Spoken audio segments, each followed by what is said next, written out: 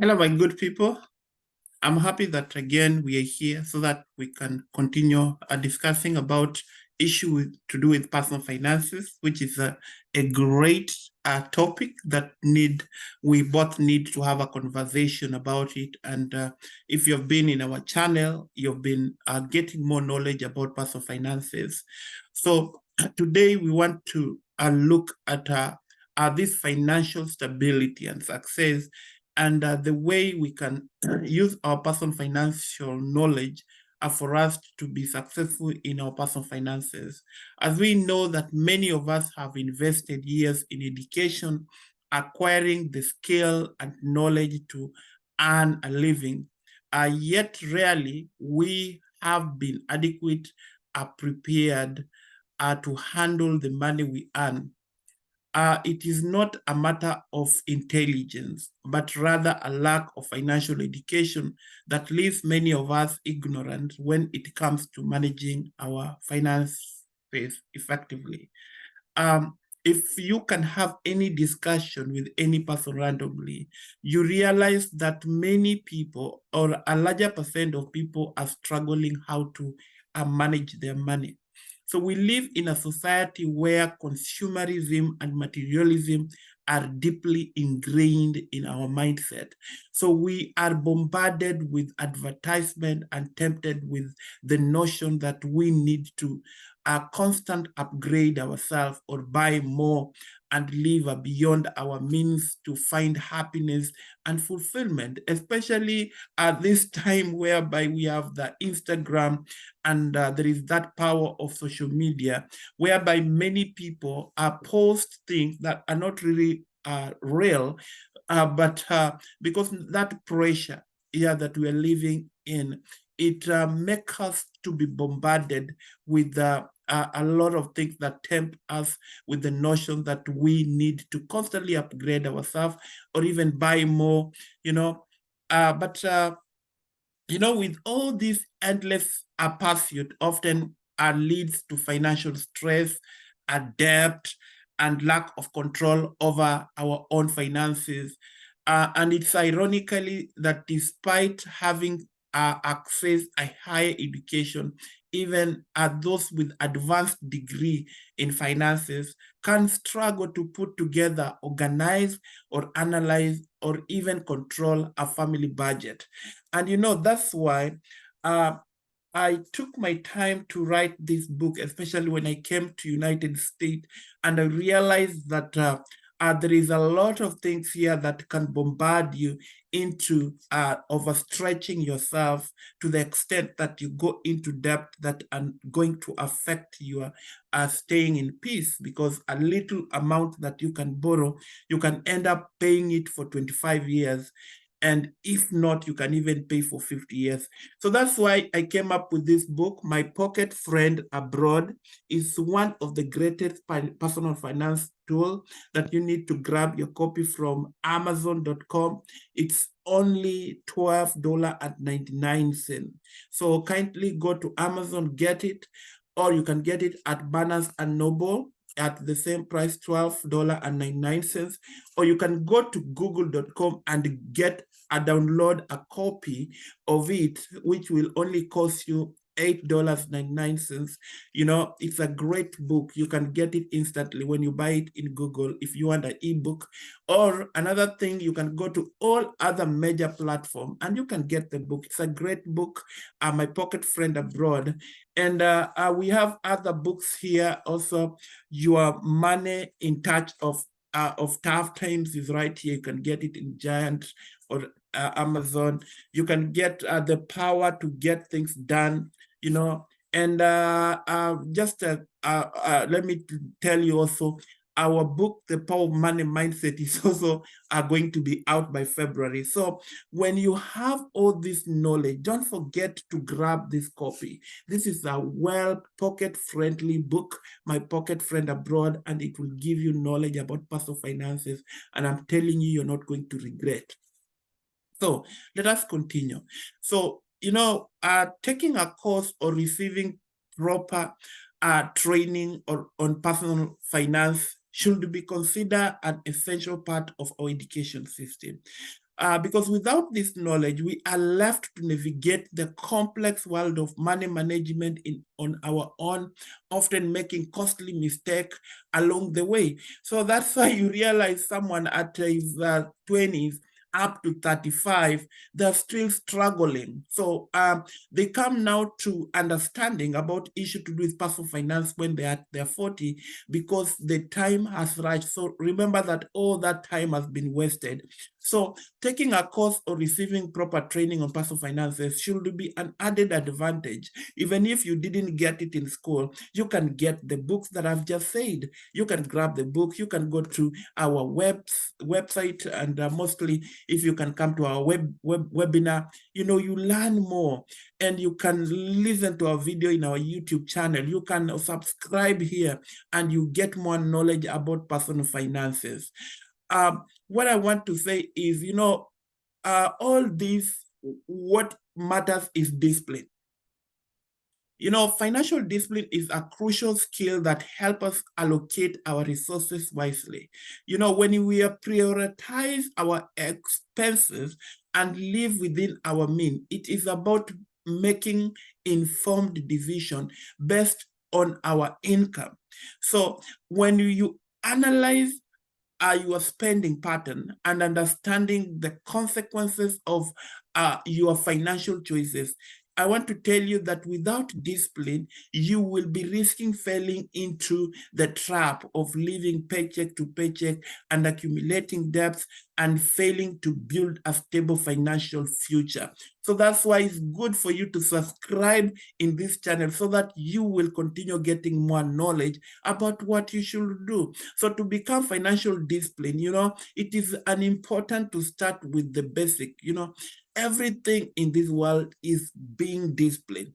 When you begin assessing your income and expenses honestly, it's only that most of us, when we are assessing our income, we don't want to assess it with honestly, because we don't want to estimate the reality part of our income and what we should really use it for our needs and our want, and differentiate the needs and the want. So, like, how much can you truly afford to pay for essentials such as housing, food, and transportation? And you realize that many people uses a lot of money in housing because you want to compete with your colleagues and you don't know where do they get other sources of income. So then a lot of money is cut off from your paycheck or your income, and it goes to the housing, and of which you could still get the same housing or the smaller house that could sit with you comfortable. So this requires examining your financial obligation, tracking your spending habit, and distinguishing between needs and wants, which is becoming a very difficult people, especially to the young people. When you create a budget, it's an essential step in taking control of your finances. But you realize that many people, they don't want to do budgeting because they feel like it's something that stresses them. So they want to do things freestyle. When you create that budget, it's a very essential step. It involves setting realistic goals and allocating your income towards various categories and monitoring your spending regularly to ensure you stay on track. So with this process, I want to tell you it all requires discipline and the ability to make that conscious choices that align with your financial objective. When you talk about financial literacy, it's not just about math and calculation. It involves understanding concepts such as saving, investing, and managing debt. If we educate ourselves in all these topics, I'm telling you, when you buy the books like the book I've just said, My Pocket Friend Abroad, The Power to Get Things Done, Your Money in Tough Time, and even the other book that will be, it's at the printer in our publishing company, it's being printed, will be out by maybe this December or January or February, which is The Power of Money Mindset. These books are very great. When you have these online courses or seeking guidance from financial professionals like us, you come to us, we can help you to develop your financial management skill. And I want to tell you, when you do that, you're going to be well equipped with education about finances and how you can do your things in a right way. So there's another thing that I want to share here in, which is a very important from the discipline, is contentment. Contentment is a state of mind that many of us struggle to achieve in today's materialistic world. So it is the ability to be satisfied and at peace with what we have, rather than constantly desiring more. How do we even know that we are discontented in the first place? That's why I was bringing the issue with the Instagram and the most social media platform, where people they put whatever they are doing or what they have bought. So that makes us more discontent if you're not stable and disciplined. So at the end of the day, you find yourself also, you want also to be better. You want to increase while your income is still at constant, is stagnant. So, so the indicator of discontentment is our continuous desire to acquire more possession. Consider the family that decided to buy a new house, for example. You can ask yourself, did they make this decision because their old house was falling down or no longer livable? Is it because they saw their neighbor moving to another bigger house? That's why they took also the decision. The purchase may be driven by necessity rather than discontented mindset. On the other hand, if they had a perfect functional house but still felt the need to upgrade to something bigger and better, this suggests lack of contentment. You can think also of a person who buys a brand new car. You can ask yourself the question, did they do so because their older car was on its last leg, that it could not even move or can be repaired? So if this was the case, the decision might be justifiable, for example. However, if their old car was still functioning adequately, but they couldn't resist to be lured into a new model of car, it reveals that they have the sense of discontentment. So when I was reading the Bible is one of the greatest personal finance book for me to notify you that in the New Testament, Paul emphasizes the importance of contentment when he said that I have earned whatever state I am. I've learned in whatever state I am to be contented. In Philippians chapter 4, verse 11. In a world that constantly bombards us with image of bigger, better, and more, God's message to be contented is timely. It reminds us that, we need to be contented.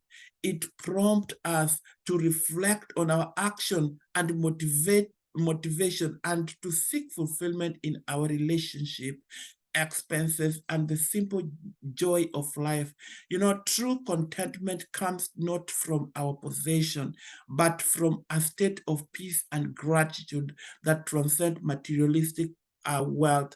So if we are contented, if we are disciplined, I'm telling you that we will be in a great position to manage our finances. And that's why I will not stop to continue reminding you to grab your copy of My Pocket Friend Abroad. Is one of the greatest books. You can get it at Amazon at $12.99. $12.99. You can get it at Barnes and Noble. You can get it at all other major platforms. Or if you don't want a shipping fee, you can download it from google.com. My Pocket Friendly Abroad by Anthony Odhiambo. It's a great book, personal finance tools that you don't need to miss. We have other books that you can also get. Your money in tough time. You can get it written by by one of our great personal finance coach.